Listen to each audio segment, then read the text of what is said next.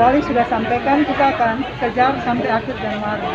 Setelah itu kita masuk dengan vaksin booster karena juga dosis kedua untuk Kota Ambon belum cukup 60%. Untuk ketika melakukan booster itu dosis pertama 70% dan dosis kedua 60%. Dan booster ini bukan untuk semua, hanya untuk prioritas lansia dengan imunokompromis atau kelompok rentan.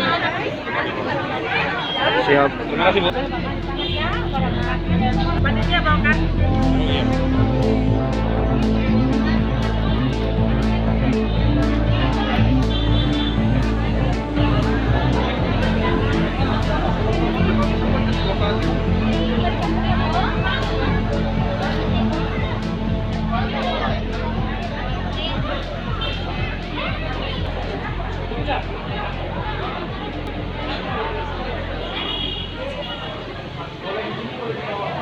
Terima kasih sudah nonton.